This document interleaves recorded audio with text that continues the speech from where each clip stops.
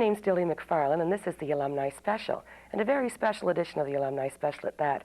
We're filming today courtesy of the Avalon Cablevision Limited on Kenmount Road in St. John's, Newfoundland. And I'm happy to welcome as my guest today Cathy O'Brian, who is a graduate of the Science and Home Economics program from Mount St. Vincent in 1961. Hi, Cathy. Welcome to the Alumni Special. Brian, it's nice to be here, Dilly. I'm delighted to be your guest today. Great. Why don't you tell us a bit about your studies at the Mount? I understand that you completed your degree in 1961. Yes, that was a four-year program in home economics, a Bachelor of Science in Home Economics, and I majored in nutrition. In those days, you could either major in clothing or nutrition, and I chose nutrition, and then I went down and did my internship at the Peter Ben Brigham in Boston. Right. So many moons ago.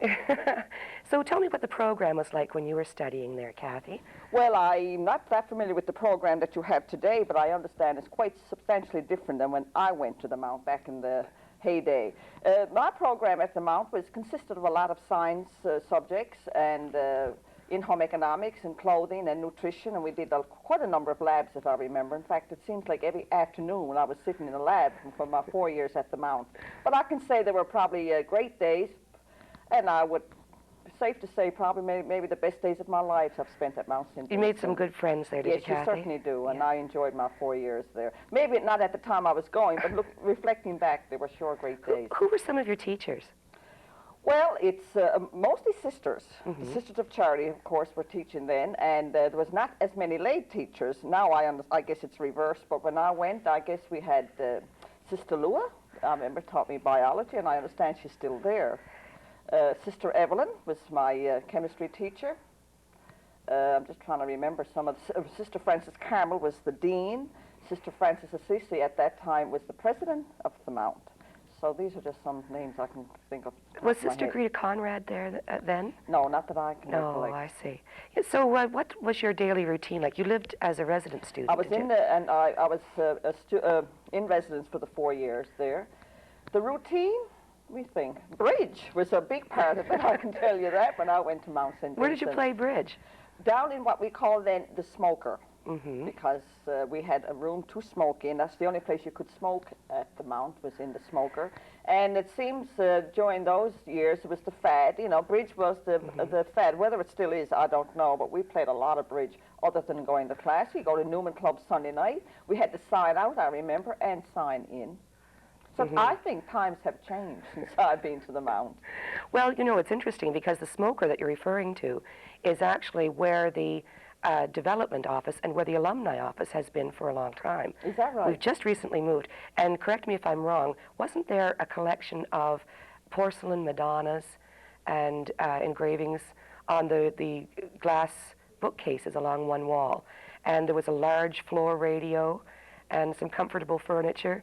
As much like a living room as anything else, I suppose. Yes. Yeah. Yeah. And on the south end of the building. Yeah, a beautiful room, really. In fact, the Everestus building is still in remarkably good condition, although we, of course, as everyone else is aware, we're suffering from space problems like most universities are. Cathy, what did you do after you finished at the Mount? You did your dietetic internship in Boston. So then what did you do? Then what did I do? I did teach for home economics for 1 year. Here in Newfoundland? Yes, at the Holy Heart Regional High School. And then I worked as a dietitian for a short period. And subsequently, I got a job with the Department of Fisheries and Oceans, and there is where I am today. So that's a nice long career for you. Yes. That's great. Now, you're a seafood consultant. What does a seafood consultant do? Seafood consultant is what we do, I guess in a nutshell, is we try and get Canadians, Newfoundlanders, Canadians and North Americans to increase the consumption of fish. And that's basically in a nutshell is what we do. How we do it is quite interesting. We do it by developing fish recipes. In other words, we try and get people to be aware of what you can do with fish. It's very versatile. We work with industry. For example, if they're doing a packaging and they want a recipe to go on the label of the packaging, we provide them with that. We do a number of trade shows throughout the year in promoting Canadian fish, because here in Newfoundland in particular, or in Atlantic Canada for that matter, we certainly have to depend on the export market for our fish. And so we certainly, I mean, in the angle of the marketing aspect of promoting fish. I do fish cookery demonstrations, and We just promote fish as being a very healthy, beautiful food to eat. All smart people eat it. Now, to just let on for a minute that I'm not a smart person and pretend that I don't like fish. Now, how could you convince me? What could you tell me about fish? Well, I to could make tell me you, a fish first of lover? all, that fish is very versatile. And by that, I mean you can do a number of things with fish, because maybe some of the reasons why people don't like fish is because they don't know what to do with it. They sort of say, well, if I can't pan fry it, if I can't deep fat fry it, well, there's nothing else I can do with it. So they lack imagination. So I think fish is very versatile. In other words, you can barbecue it, you can make casseroles out of it, you can make sandwiches, you can bake it, you can broil it, you can do salads. I mean, you can just literally have fish every day of the week. So that's one reason probably people. Secondly, people tend to overcook fish, and I think that's very important. That fish has got to be cooked very quickly and at a high temperature, and many people are not aware of that. They seem to cook fish slowly, dry it out, and once fish is dried out or overcooked, it's tough, it's rubbery, it's unappetizing, and it's tasteless. So that's another reason people don't eat fish. Basically, consumers, they don't know what to do with it, and they really don't know how to prepare it. Now, I'm not criticizing that all Canadians don't know how to cook fish, don't misunderstand me. But you're saying you don't like it, maybe that's the reason. Oh, but I do. I'm just letting on for your purposes here. How am I doing? And I guess thirdly, and there's many other reasons, but I won't go into all of them, another big advantage of seafood is the fact that it's so nutritious. And people today, North Americans in particular, are certainly on what I would call a health kick. I mean, you drive around Newfoundland, I'm sure it's the same in Nova Scotia, all you run into is joggers, which is fine, and people are very health conscious, and they're very much aware of what they're eating. And fish, of course, is just about the perfect food because it's very high in protein. It has little or no cholesterol. It has omega-3, which is found in the fatty fish. It has lots of proteins and vitamins. And last but not least, and with a big bonus, it's very low in calories. So from a nutritious point of view, it's an excellent food to eat, and that's why I think the consumption, one of the reasons why the consumption of seafood has increased substantially in North America in the last 10 years is because people are beginning to aware that it's a good food to eat. Mind you, the consumption of beef has gone down. We're still competing with the poultry and the pork, I mean, but fish is up there now. We finally made it. How much on an average do most Maritimers eat as far as fish is concerned? I know that some of the Oriental countries, for instance Japan, they're great consumers of fish there. And in some cases, I think they eat as many as 200 pounds of fish a year. Their consumption, their ratio is compared to our meat, shall we say.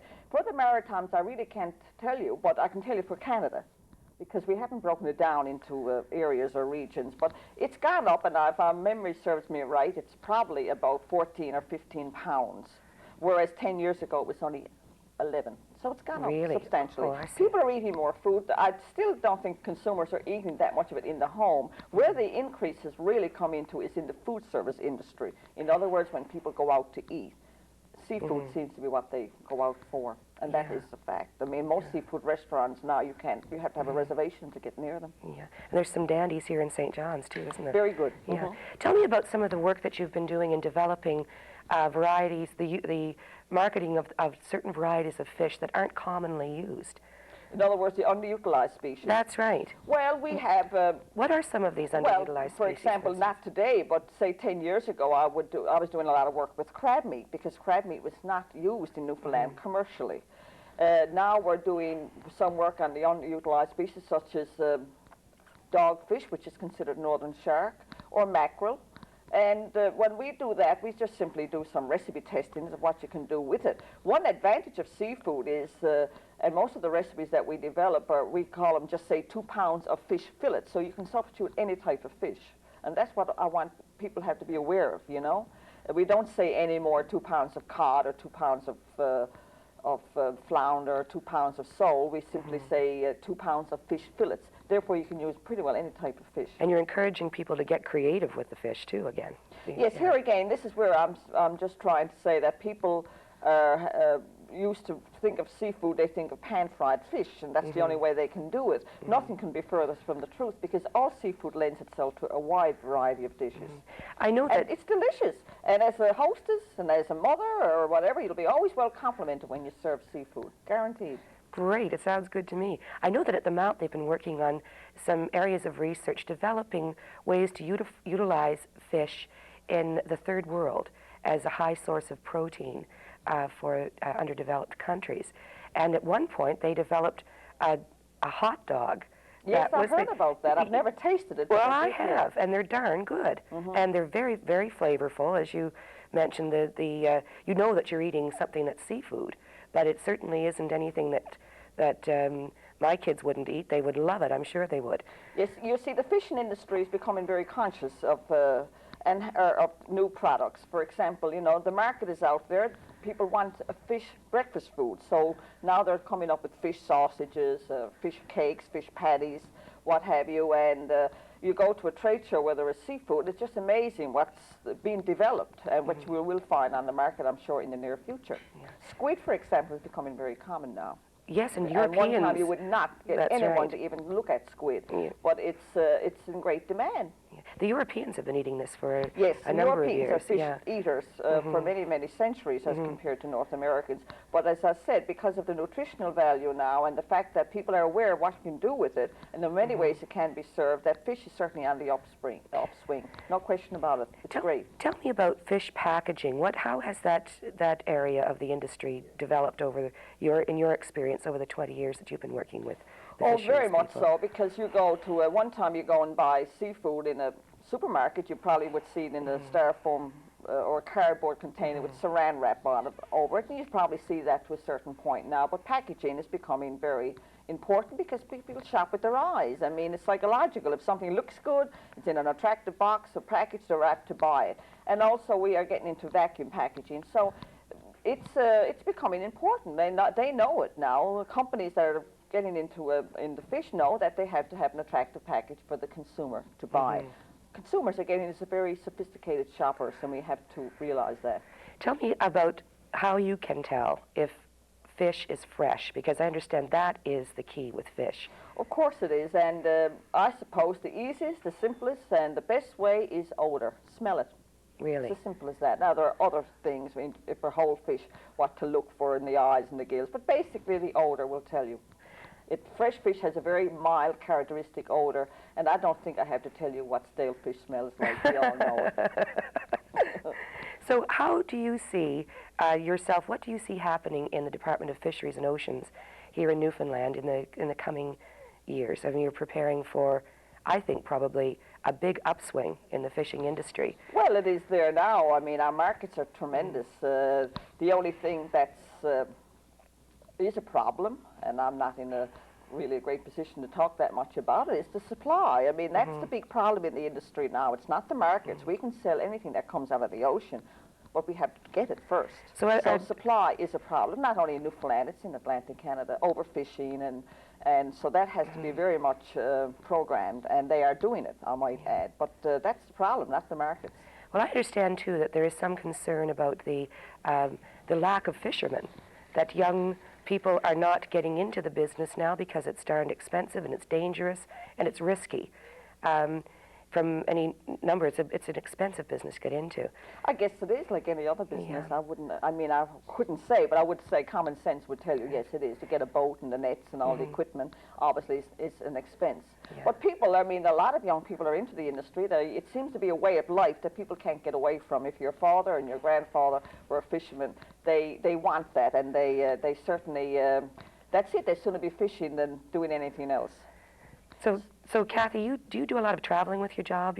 Well, I won't say. It depends what you mean by I do a fair amount, and it comes in spurts. You know, some months I might be traveling a great deal, and then other times it's not. Before we say goodbye to you, I want to thank you, Cathy, and I hope you'll come to see us at the Mount the next time you're in Halifax. I certainly will. This is Dilly MacFarlane saying goodbye today from St. John's, Newfoundland, and I'll see you next week on the Alumni Special.